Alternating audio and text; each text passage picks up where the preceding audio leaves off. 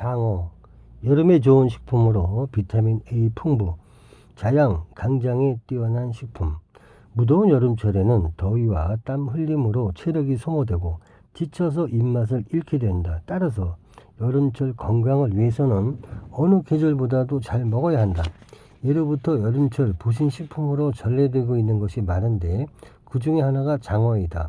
비타민 A가 가장 부족하기 쉬운 여름철에 비타민 A와 단백질, 지질이 풍부한 것으로 장어를 추천한 이유가 되었을 것이다.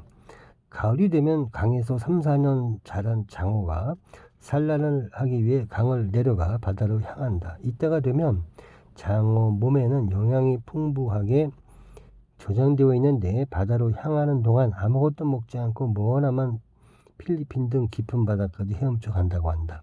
그 정력은 놀랄만한 것이며 가히 신비적인 에너지라고 할 수 있다. 장어를 먹으면 그 놀라운 정력을 이어받을 수 있지 않을까 하는 심리적인 면도 크게 작용한 듯하다. 장어는 생김새가 뱀 같아서 우리나라에서는 뱀장어라고 부르기도 한다. 장어는 참장어과에 속하는 물고기로 몸길은 60cm가량이다. 장어가 육지 연안에 가까이 왔을 때는 몸이 투명하고 버들잎 같은 모양을 하고 있으며 하구에 가까이와 봄철에 강을 거슬러 올라갈 때는 실뱀장어가 된다. 뱀장어의 대표적인 성분은 단백질, 지질, 비타민 A이다. 100g의 쇠고기를 먹으면 116칼로리의 열량이 얻어지는데 장어 100g에서는 무려 210칼로리나 나온다. 장어의 단백질은 필수 아미노산이 골고루 들어있어 영양가가 매우 높다. 인체를 구성하는 것은 주성분이 단백질이다. 이 단백질의 공급 없이 건강을 유지할 수 없다. 인체는 신진대사에 의해 생명이 유지되고 있다. 대사는 동화작용과 이화작용으로 이루어진다. 동화란 새롭게 만드는 작업이고 이화란 파괴되는 작업이다. 인체의 모든 부분에 파괴와 건설이 병행되는 것이다. 자재 공급이 제대로 되지 않고 부족하면 빈약한 몸이 될 것은 당연한 일이다.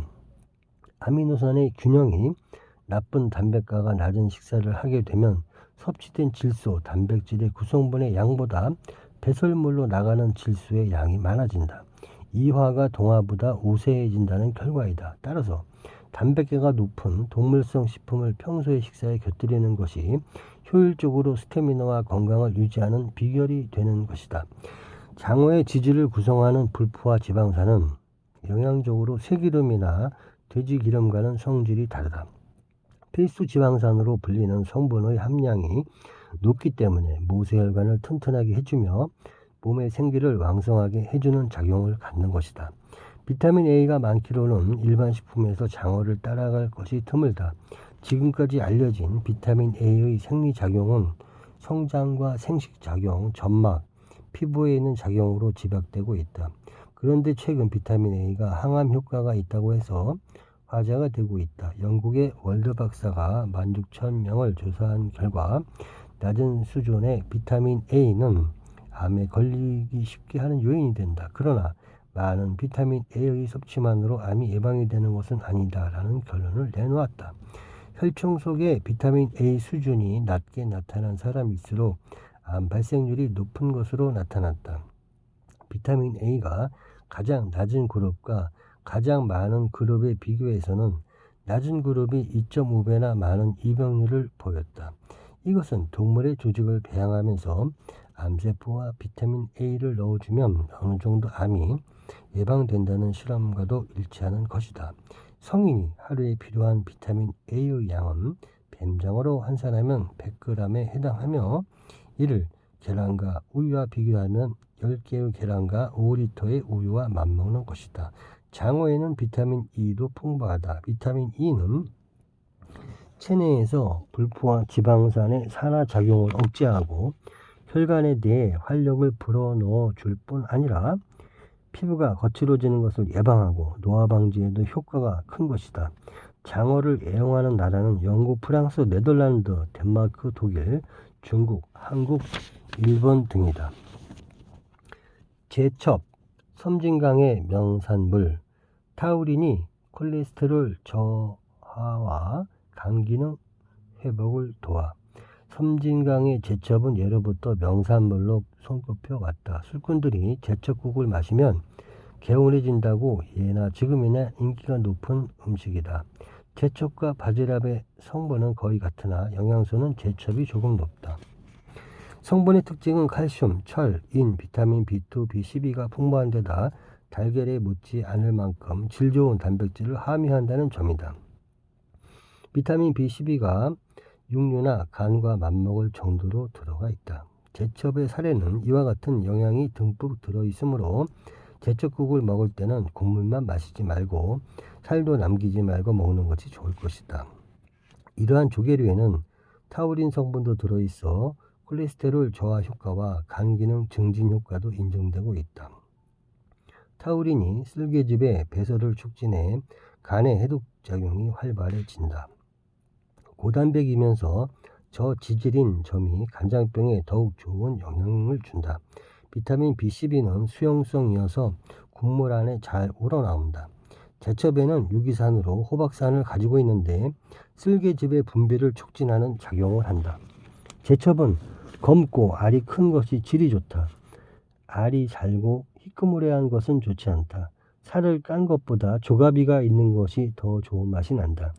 시장에서 사온 날 바로 모래를 빼고 먹도록 한다. 제첩은 민물에 담가서 모래를 토해내게 하고 요리한다.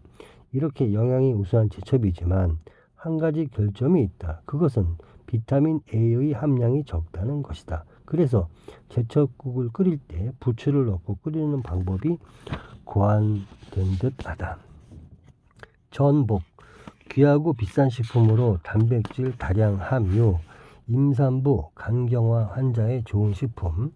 불로장수 식품을 가장 많이 찾아 먹는 사람이라면 진시황이 첫 손에 꼽힐 것이다. 호색가로 유명한 그가 미인 선발 대회를 하지도 않고 3천 동자를 모았다고 하는데 동자란 총각을 일컫는 말이다. 유능한 동자들에게 전래되는 불로장수 식품을 찾아오도록 했다는 것이다. 그중 서복이라는 동자는 멀리 우리나라의 복내섬 제주도의 이름까지 와서 전복을 따서 진상을 했다고 한다. 그래서인지 전복은 조개류 중에서 가장 맛이 좋고 귀하고 비싼 식품으로 인식되어 왔으며 황제들이나 먹을 수 있는 것으로 알려져 왔다. 전복은 발의 이면이 넓어서 바위에 잘 달라붙는다. 10일에서 12월에 산란하며 주류에 영양이 있는 암초나 여울, 돌에 서식한다. 마른 전복을 축축하게 불려 얇게 저미고 잣으로 소를 넣어서 접은 뒤에 가위로 오려 반달 모양으로 만든 마른 반찬을 전복쌈이라고 한다.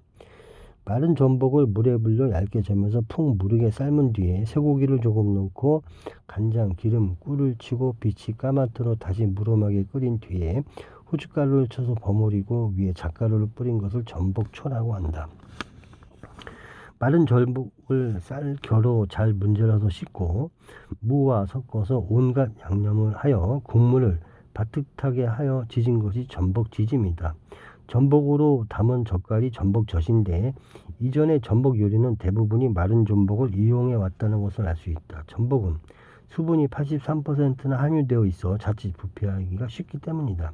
요즘은 냉장, 냉동 기술의 향상으로 날 것을 많이 먹고 있으나 여름엔 장염, 비브리오균 등의 오염으로 식중독을 일으킬 염려가 있어 조심해야 한다. 날 것은 오돌오돌 씹히는 맛은 있으나 감칠맛은 익혀서 먹는 편이 낫다.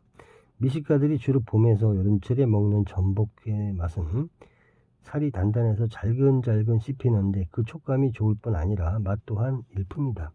우리나라나 일본에서는 회로 먹는 것을 좋아하나 중국에서는 주로 삶은 것을 이용한 요리가 많다.